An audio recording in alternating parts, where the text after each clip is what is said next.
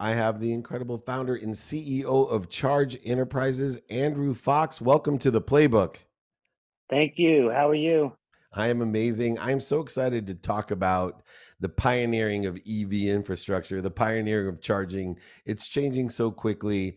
All the different innovations that I see on the investment side are just encouraging me once again that entrepreneurs are saving the world, and we don't get enough respect or enough credit, I think, for the power of how quickly we can change things.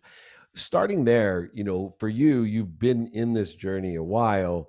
How have things changed, in the space over the last decade? Well, I mean, I think, micromobility is a relatively new phenomenon. EVs have been around for a decade, but when you think about like where what the impetus for us to start the business, just so you understand, I was an early investor in Lime, the scooter company, and post that investment saw what I thought was the Achilles heel of the micromobility movement. It turned out it was the entire EV movement, which was there was just a lack of supporting infrastructure for it. And so in a very unpopular way, starting a business geared towards infrastructure first for mobility, and then today where we are, EVs, small cells, and everything else. But it was definitely unpopular to start it, and where it is today, it's still kind of the top half of the first inning. We're so small in terms of penetration rate. We have 1.7 million electric vehicles on the road right now. It's just tiny. It's like percent of the actual cars on the road. It's so interesting because battery life itself has been a prevalent issue. I was CEO of Samsung's first phone division, and with phones, it was the original EV. Problem is, it was always limited by bandwidth and by battery. And now you're really in the bandwidth and battery space as far as the premier core services of your business. So, not everyone's as familiar with the space as I am. Can you please go through kind of what those core services are and maybe mention a challenge or two along the way, starting with just smart stations in general? Yeah, I mean, at a high level, we started the business in January of 2019. Today, call it, almost 30 months later, we operate in 19 countries. We are going to do about 500 million of revenue this year. I like to say, do the unglamorous work. We connect phone calls and power mobility by providing infrastructure. It's really the most unglamorous of glamorous work, but it's kind of where the friction for customers is today, which is something called range anxiety.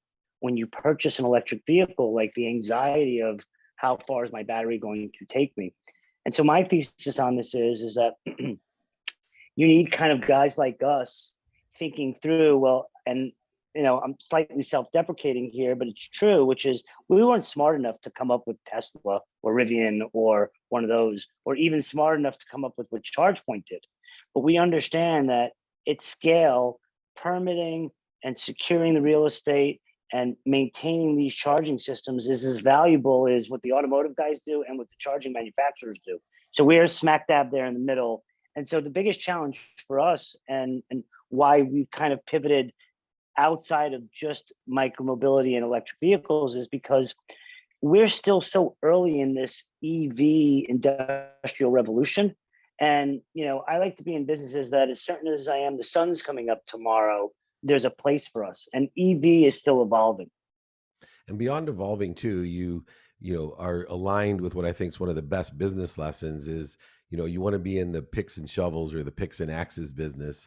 Yeah, Let the pickaxes and shovels. exactly. The Elon Musk of the world can think of all the crazy trips to Mars that him and Branson want to take, but I'd rather make the money by building the infrastructure, the picks, shovels, and axes, like you said. What's the best piece of advice that you could give a younger entrepreneur that's looking to find, the different type of play like you have in order to facilitate? I think it's easy to say pick shovels and axes, but a lot of the younger entrepreneurs can't see past the product itself. Well, I mean, I think that's the thing is that, I come from the school of thought that, when you look at Uber and Lyft and Lime and Bird and all these latest, greatest transportation companies, and you look at kind of how much money they've had to raise to get to where they are, and then you're an entrepreneur who's like sitting in your basement, you're like, how am I going to raise $10 billion? That just doesn't happen. And so I think that the realist entrepreneurs are like, what problem can I solve? And so the way that I saw it, and a lot of people are surprised by our journey because we only raised less than $4 million to build an enterprise that's now got $300 million of enterprise value, and like I said, we're on a run rate to do almost 500 million in sales.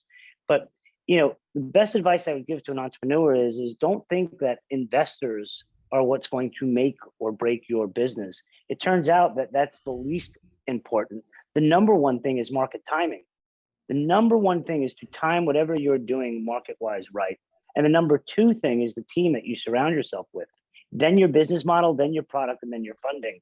And Bill Gross from Idea Lab did a study on this, which of their 200 plus portfolio companies that they invested in, what made businesses successful. And it turned out that funding was the least important. And young entrepreneurs spend so much time focused on, as you said, the product or the funding, and they lose sight of the fact, is my timing in the market right? With what we were doing, I knew my market timing was excellent because EV and micromobility are kind of going straight up. I knew I could assemble a world-class team. I wasn't that part. I think everybody has unique abilities. I think that's part of my unique ability, is finding those people. And then as far as the product, it turns out in the EV space today, it's still so early. I can't point to any really profitable companies. And that was my problem is I was like looking around and going, man, I'm sitting around a table with all these companies and none of them are profitable, which is why when we decided to accelerate our entry into this space aggressively, we're like, telecom.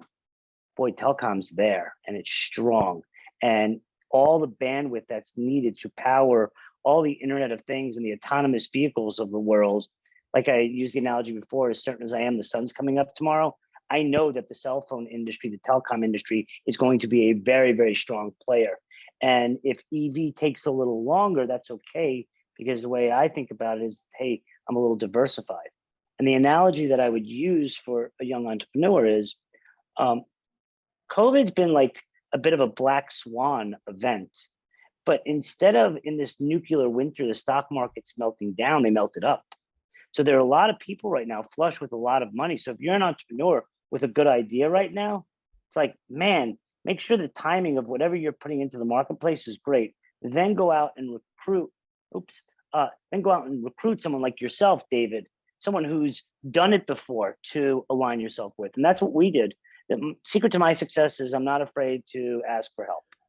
Oh, And the golden rule, the takeaway of the day: do not be afraid to ask for help. And those value relationships of either mentorship or consultative services of other people, but more importantly, just the value of relationships with you, your organization, and the values that you have. How do you value those relationships and mold the culture of your company? Because I know even within the context of your company, you have very firm core values. You value relationships, but you also have taken it outside of the business and you've created another platform to enhance or amplify those values for the good of all and the good of all things. You've been able to do that internally and externally to change the world. yeah, I mean, so we have this ethos in our primary business in charge, that we treat everybody like a peer. That acronym is, we're going to be prompt, we're going to have empathy, we're going to be ethical, and we're going to be reliable. And during COVID and all this madness, just to allude to what you were saying about my all things good, there's so much crappy news out there. And it turns out that in the darkest depths of COVID, like a lot of people, I was just tired of the crappy news that I saw. And I bought this Instagram handle called All Things Good. The founder of it still works there, and he's the CEO. And our only mission every day is to press content out there that makes people smile. And I'm happy to say it's over 150,000 organic followers. The engagement is really great. We're in this quest to get that blue verification button and see it get its credibility that it deserves. But what you'll see is like a lot of things, you can do really, nice things for people, make them smile. You don't have to have an agenda, especially with Instagram, other than just like, instead of seeing crappy news today, see something good. And so that's what all things good is about. Well, you live by my motto, which is be kind to your future self and do good deeds, and all things good is a good deed as well. In your core peer uh, acronym is the word prompt. And so I would feel that, a lot of companies around the world have those same three components of empathy and ethics and reliability. And these words are thrown around and every company but I've never heard prompt be utilized within the context of those core values. Why is being prompt so important, and what do you mean by it as far as in the context of your business and the value that it brings to your business? Yeah. So, I mean, I think it's twofold. One, um, whether it's a personal relationship or business relationship, and you're communicating with someone, there are some people that get back to you right away, and you're like, boy, I like those people. They responded to me right away. They pick up the phone on the first ring. And by the way, if they don't pick up the phone on the first ring, they've sent you a text and said, hey, I'm on another call. They're 2 minutes early, like I was to you today. Um, my father's a union electrician in here in New York City. Um, when you think about like the work ethic of the way that I've been conditioned, it's like, hey, while you're sleeping, I'm thinking about getting back to you. While you're on vacation, I'm working. While you're thinking about the idea, I'm doing it. Being prompt isn't just about, you know, being on time. I expect that. It's the mindset that when you work with our organization, we're going to take your time seriously. And whether it's business or personal time that we're working with, we expect the ethos of what we're doing to be prompt. And I joke all the time with my team. My team knows 2 minutes early for me is, just barely on time. But it just shows an appreciation for the people that you're working with, your stakeholders that you work with. And I talk about this all the time, which is we went public for value of stakeholders, our employees, huge beneficiaries, okay, our customers, okay, we invest in our customers. As our customers succeed, we succeed. And so they're also stakeholders and our shareholders and so forth. But when I think of the word prompt, I just think of it's like as a jock. Like I want to be there before the next guy. I'm not looking to be second place. I'm looking to be in first place. And that mindset is, hey, we're gonna beat you there. And so I try to articulate this to everybody that we work with, that this peer acronym, like we can't just say it. We actually, like, if you texted me, you'll see I get right back to you. It's just a way that I want our organization to be perceived, that we care about people's time. Yeah, it's incredible. You reminded me of a story my business partner Warren Moon told me when he was a freshman at University of Washington. He got to the bus at for the game, and he was supposed to be there at 4 p.m. and he got there at 4 p.m. And Coach James told him, "Go back and ride with the cheerleaders." He said, "This bus is for leaders." And he said, "Well, I am a leader. I'm the quarterback. What do you mean I got to go with? I'm on time." He said, "No, no, no. Leaders on time is here early. You need to be here first. That's what a leader does." And it just reminded me when you said prompt. To be a leader, you have to be the first one in the last one to leave. It's kind of like being a parent. Your people will not listen to you, but they'll watch you. And you showing up 2 minutes early to an interview, you making sure you effectively communicate when it is impossible to be on time. That's part of being prompt, is the effective communication, that sometimes things happen. To that matter, you have some real core um, values and characteristics that I almost call it an unconscious competency that maybe has been, I have a feeling, handed down to you from generations in your family. Was wondering, what have you inherited as personality traits, characteristics, obsessions, and addictions that you find, quantum in your being to have assisted you to such, I mean, you've won so many accolades. In our culture, we call you a mensch. But I have a feeling a lot of this has been passed down to generation. What are some of those characteristics that you've been able to not only identify, but utilize in your career? It's It's an interesting question, and I appreciate it. I mean, dude, I have a very interesting story. And you know, not to get too personal, but like a lot of people, their parents really drive them. Um, but like my mom um, grew up in a super orthodox religious household and was forced into an arranged marriage. And then, interestingly enough, um, after 10 years of marriage, like, and this is like 1980, basically, divorces my dad and comes out is like the first of like lipstick lesbians from an Orthodox family. Wow. And we moved to Florida and it was insane.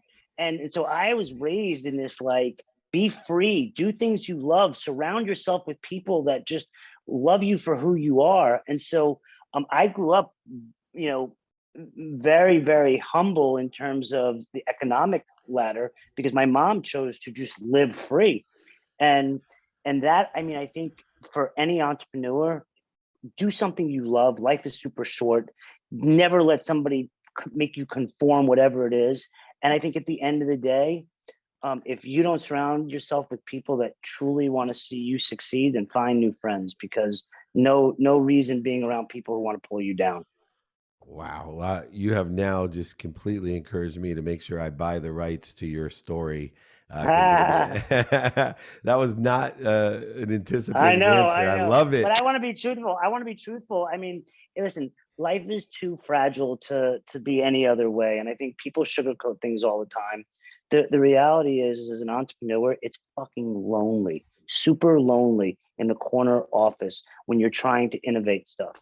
And if the people around you aren't super supportive, it makes success that much harder. And so I think I took that work ethic from a super early age, but I also took like just man, be yourself, be honest. And what I was telling you there is to encourage people like do things you love. Don't be afraid.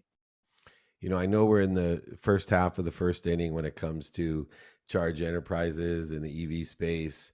I was just curious, what do you think inning number two looks like, especially now that we're coming out of COVID? What does inning number two look like? Where are we going? Yeah, I mean, domestically, where with this administration, there can be some robust movement on the federal level to incentivize, you know, the EV movement. But I recognize that domestically, we are still fighting a very, very significant force in kind of in the fossil fuel industry and hydrocarbons that you're not eliminating that tomorrow, even though it's not sustainable. And I think everybody knows that.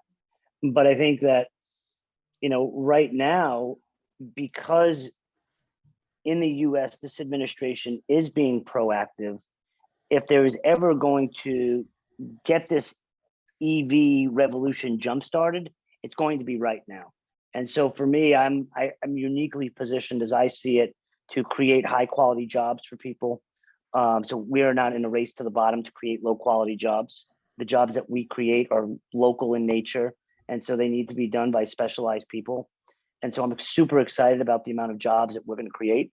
And in this second inning, so to speak, I think that hopefully that Tesla isn't the only brand in the EV space that people have such affinity to. And I think that Tesla's done a phenomenal job. But as people get more options and as new brands sprout up, that's what's going to jumpstart getting us into the second inning. And then as we go into the second inning, and this is what I love about it, I'll be ripping out all the stuff that we put in the first inning and reinstalling the new stuff. And so we'll always get paid.